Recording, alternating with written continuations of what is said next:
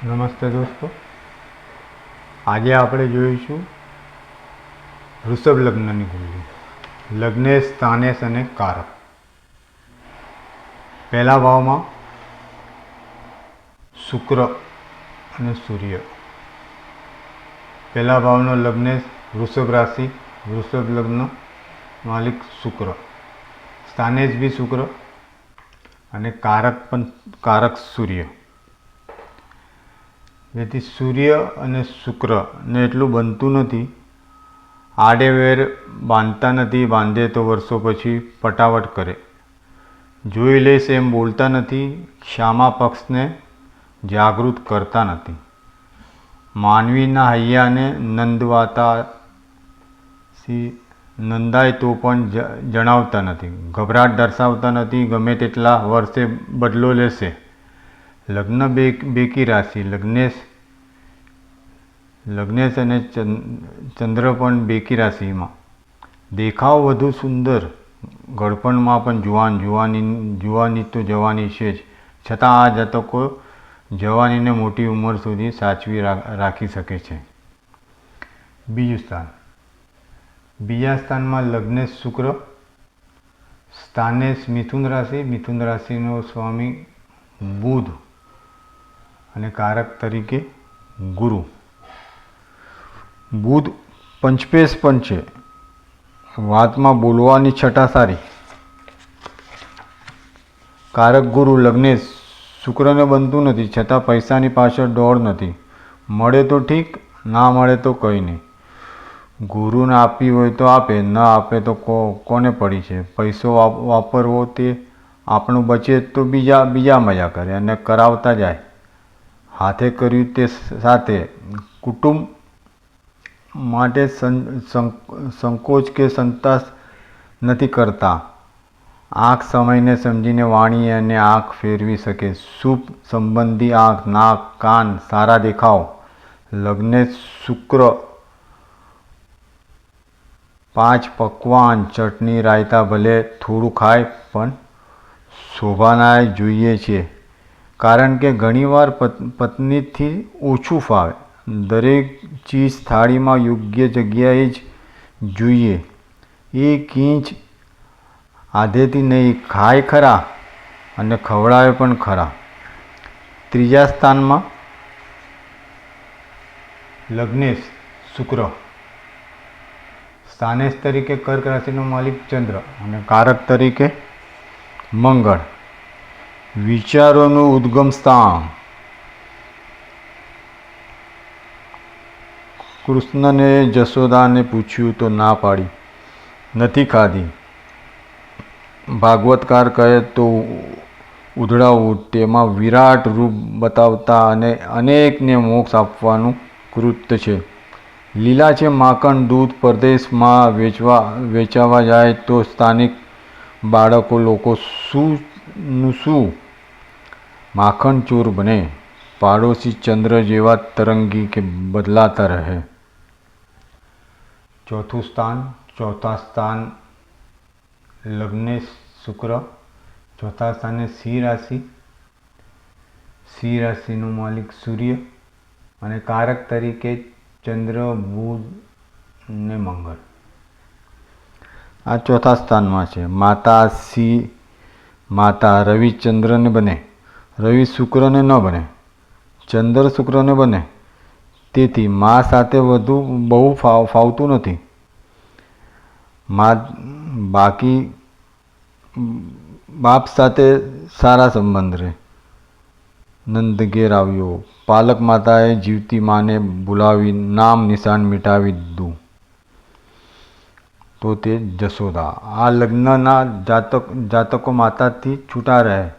પૂરતો પ્રેમ મળે નહીં. ઉપરી સુવાવડો આવે, જેમ તેમ ઉછરે, મોસાળમાં ઉછળે.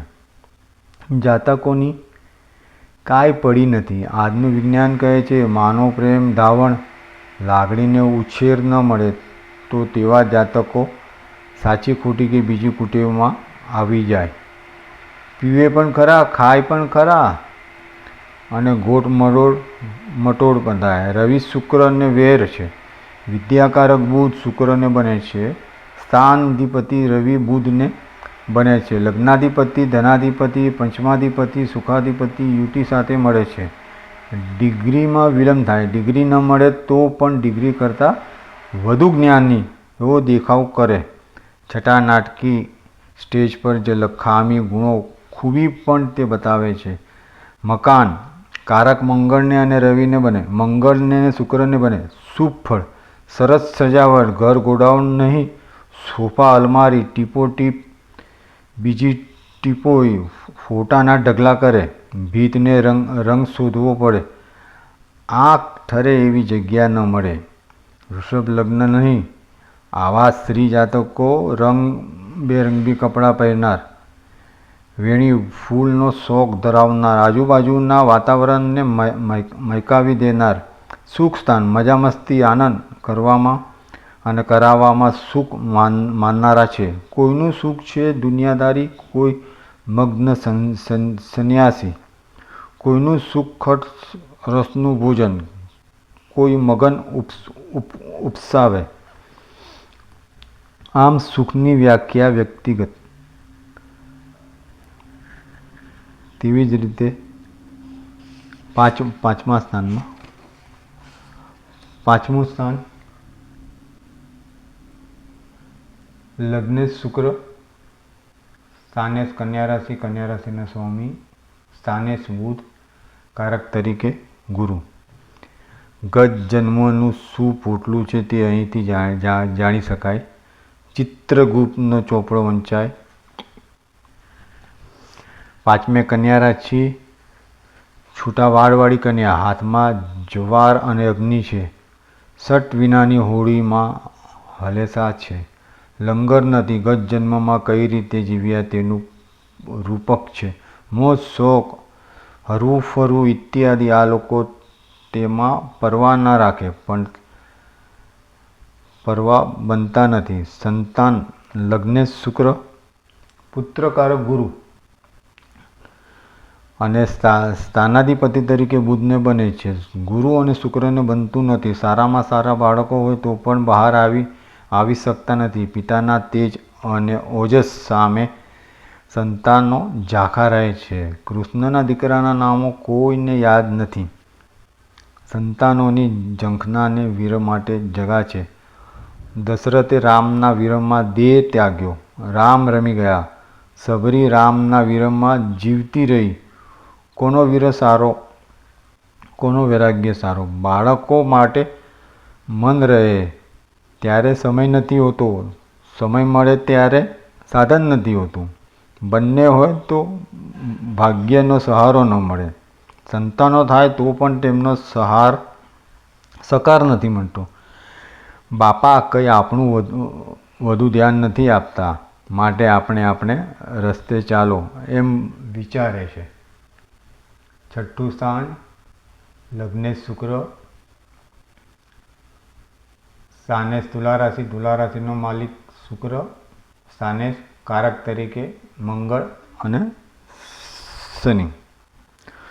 તુલાનો માલિક લગ્નેશ શુક્ર. મોસાળ પક્ષ માતૃકારક ચંદ્ર અને શુક્રને બનતું નથી. મોસાળ પક્ષમાં ફાવે ઓછું.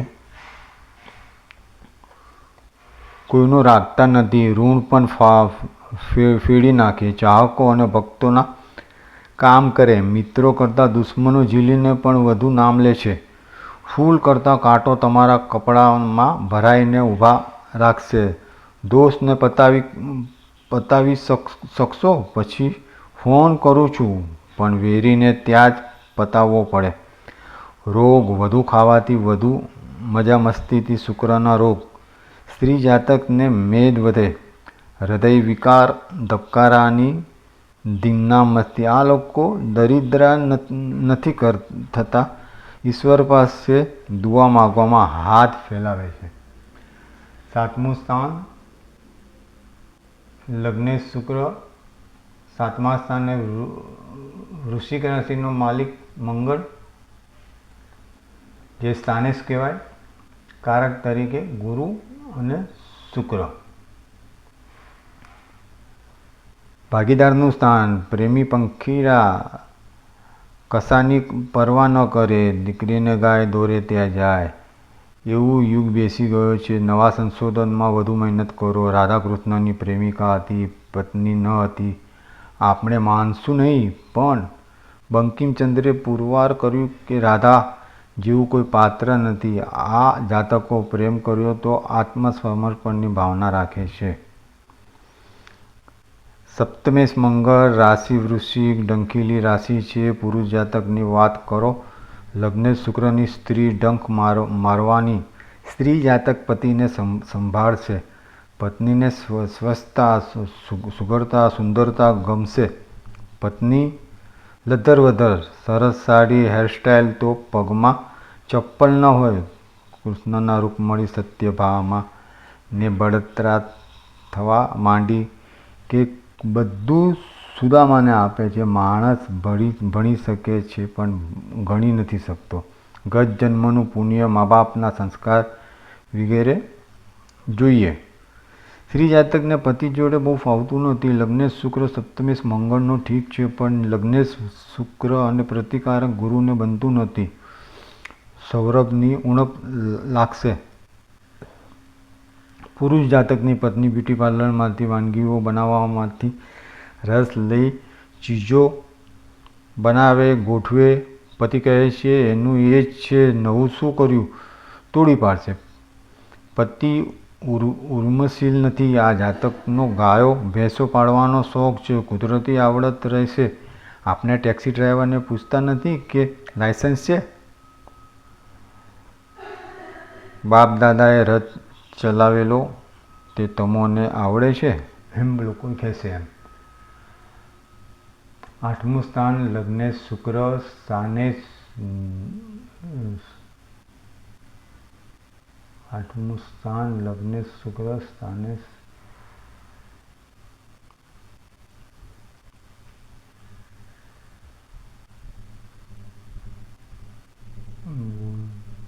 બુધ અને શનિ.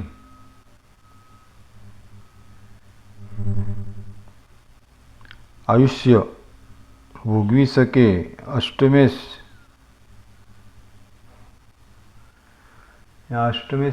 ગુરુ, બુધ અને શનિ. અષ્ટમેશ ગુરુ ને કારક તરીકે બુધ અને શનિ.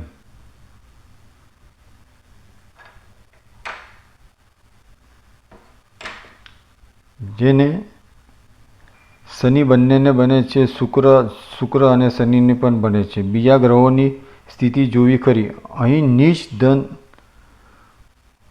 સંત પ્રાપ્તિ યોગ બને છે, પણ 2 નંબરના નાણાં દબાવી ફસાવી લેતા નથી. સટ્ટો કે ગેરકાયદે ધનની આ જાતકો કમાઈ કરે છે.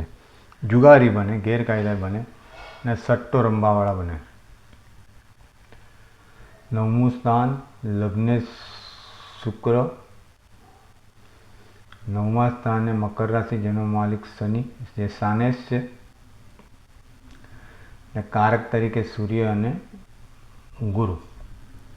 આ 9મા સ્થાનમાં. 9મા સ્થાનમાં પિતૃભાગ્ય સ્થાન છે. નો માલિક યોગકારક છે. બુધ પણ બીજા 5માનો માલિક દશામાં શુભ ફળ આપે છે. વધુ મહેનતે પોતાનું ભાગ્ય ખીલવે છે. પિતાના ભાગ્ય પર આધાર રાખતા નથી. ધર્મની ભાવના પણ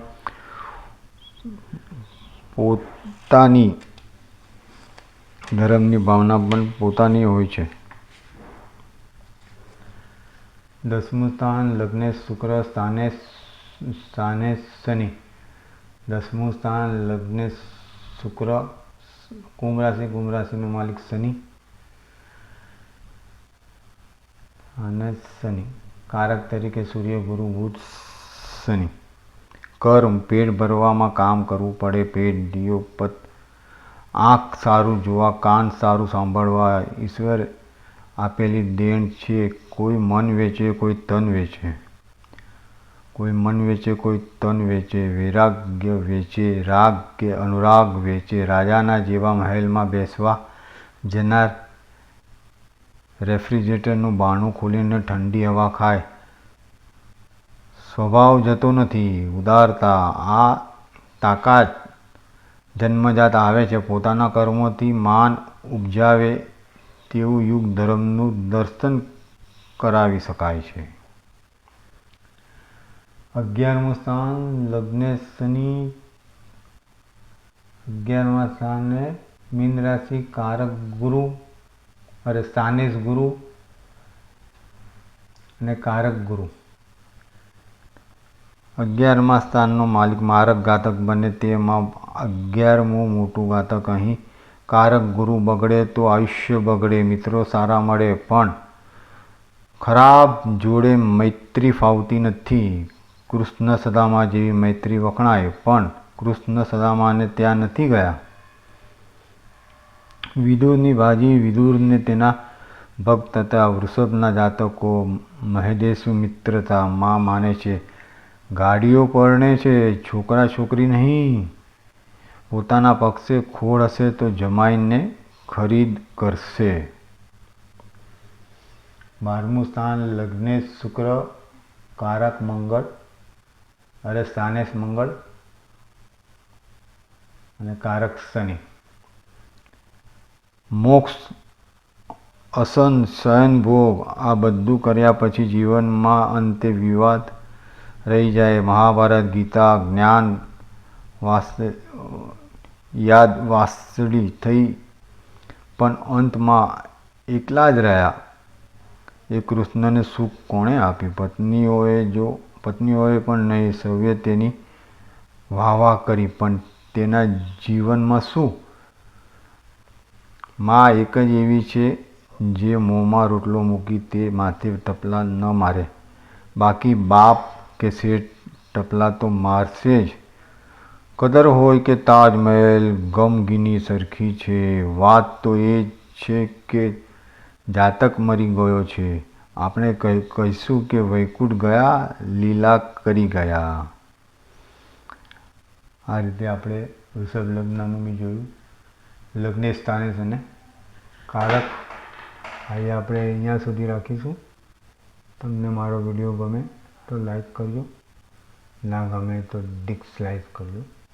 ધન્યવાદ.